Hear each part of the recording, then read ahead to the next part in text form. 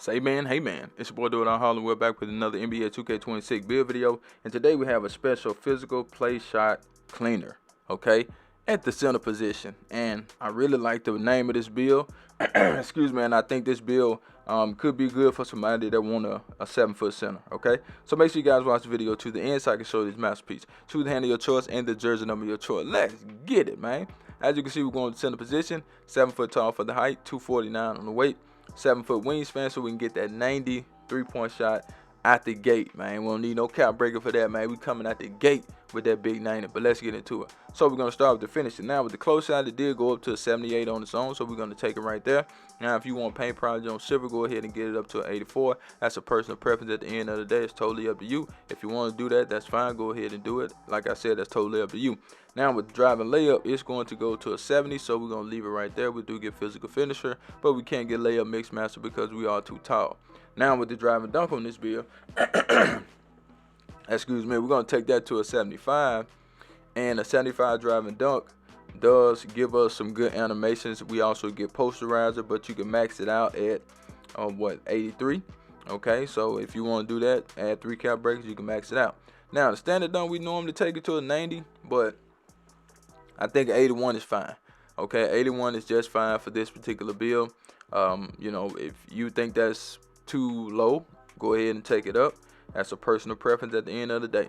Now with the post control, we're going to get that to a 79. That does allow us to get some post scoring. That does allow us to get that post fade phenom on goal. We get post up forward, post foul house, excuse me, and we also get post fade phenom. Okay. Now with the shooting, we are going to take the 3-point shot to a 90 out the gate. Like I said, we get limitless range, we get dead out, we get set shot specialist. So yes, you will be able to do some damage when it comes to shooting. Okay, you can space the floor real good with this build. You don't have to be a paint clogger. Okay, now with the mid-range shot, we left it at an 80, and we do get that post fade phenom on goal. Like I said, okay, that set shot specialist is also on goal. You can, you know, max +1 or max +2, whatever. I don't know what tier it is, but you know, you will be able to do that. Now with the free throw, it's going to a 79. I've been taking the free throw up a little bit over 70 lately, but you know, we got a 79 this time. Now with the playmaking, the pass accuracy is an 87. So that's a good thing about this build. You got gold diamond, gold break starter, gold versatile visionary, so you can pass really good with this build. You will be able to you know, make the half court passes and full court passes. Okay. Now with the ball handle, we're going to take that to a 74. We don't want to be able to dribble with this build. Not necessarily saying that you have to do that, but we did add it to the build.